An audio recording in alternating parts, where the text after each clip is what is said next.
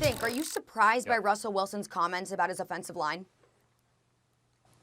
I am a bit. I mean, he included himself, and he can get rid of the ball faster, right? You know, like he included himself, but I am a bit. I'm a bit surprised by that. Mahomes also pointed after the game to his O-line. I'm surprised when quarterbacks do that. They have to rely on those guys. But I'm also a little surprised because the Seahawks had a pretty good offensive line once upon a time. Then they traded Max Unger, the center, remember that, for Jimmy Graham, and the line fell apart. They could still play defense, but they really weren't protecting them. I feel like in recent years, and they weren't investing anything in it in the draft, but then that started changing, and in recent years, I feel like this year, last year, the offensive line has gotten better, and really the issue's been the defense. So I'm a little surprised that he calls out guys on his side of the ball who, at least in my first impression when he said it is, I feel like the offensive line has played better for him recently. They have a little more talent on it. They've played better than they did, let's say, 3 or 4 years ago. It's really the defense that let them down. I was a bit surprised, Ryan. Yeah, I was surprised by it, too, just because I'm used to Russell Wilson saying the right thing and that being important to him. And now I think when you start to kind of criticize your offensive line, and he didn't necessarily point to them specifically, but when you say you've been hit too much and you say you've been sacked too much, we all know and understand what that means. But throwing himself in there is kind of an afterthought. You know, it's like me playing free safety and being like, man, I'm tired of us getting bombed on. You know what I'm saying? We always getting beat deep outside. And, you know, like I could go tackle them after they catch it on them, but godly. You know, and so it's one of those things that we understand as a quarterback, you don't want to get hit. And if you start to think about your longevity in this league, you understand that as well individually, but you don't have to say it, right? If that's something that you think needs to be worked on, if that's something that you think you need to progress, go to John Snyder, go to Pete Carroll. And we have to remember the reason that Jimmy Graham was brought to Seattle was so Russell Wilson had an extra weapon. Right, that was with the thought in mind that they were moving away from the Legion of Boom, moving away from being this physical running attack that was the way that they tried to win games and saying, okay, we got a dude at quarterback that we've given a new contract. Let's roll with him. And that actually hasn't worked for him. And so we've seen, because of this offensive line, sometimes Russell Wilson make these amazing plays and scramble around and do some of the things we credit the Aaron Rodgers and the Patrick Mahomes with. But he's also taken some sacks. And so I think that's a team thing.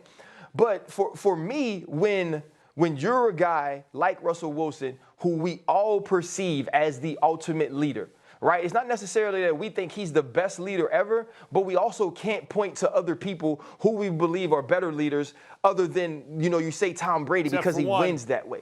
And so that's Ryan, weird to me. You bring up Tom Brady.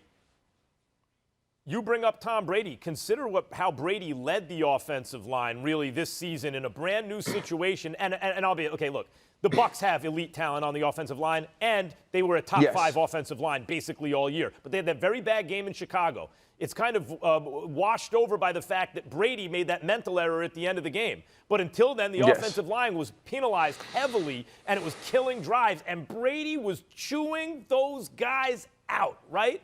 And look at how they wound up blocking for him in the Super Bowl, right? He was clean, pressured 4 times on 30 dropbacks, the best in his Super Bowl career. So there is some responsibility of a quarterback leading the line. And you hear about like quarterbacks buying Rolexes and stuff for you know, and taking them to dinner and stuff. Their offensive line, that ain't what Russell Wilson's doing. These aren't Rolexes he's handing out right now. You know, these guys are not getting A's on their report card from Russell Wilson in this statement.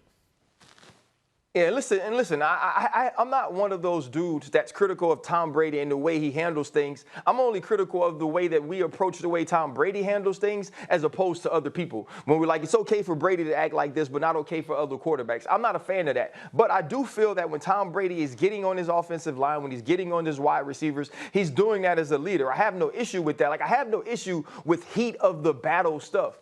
But when you've had a month, right, since you lost the game to the Los Angeles Rams, to sit in your house and think when you're making these statements and they aren't emotional, when you're a guy like Russell Wilson, who, 1, I respect his intelligence, 2, I know he's a good dude, you've had an opportunity to internalize these things and think, and you still say them.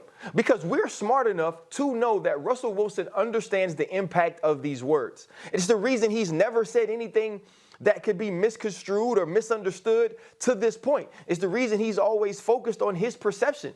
So this is strategic. Russell Wilson wants us to talk about this offensive line.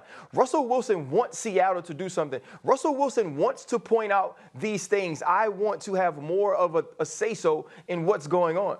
Here is what all these other things say to me too, though. One, they say that I'm worried about Russell Wilson's legacy. I'm worried about how Russell Wilson plays individually.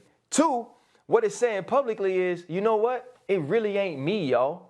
It ain't me that we ain't won. Like, they don't let me say who could come in.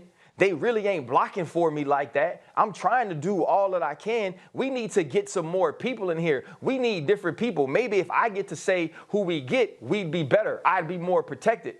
And that's Hey, Ryan, very real strange quick, let me ask you and one out question. of the ordinary, out of character for him. Yo. Who's going to protect you from Aaron Donald?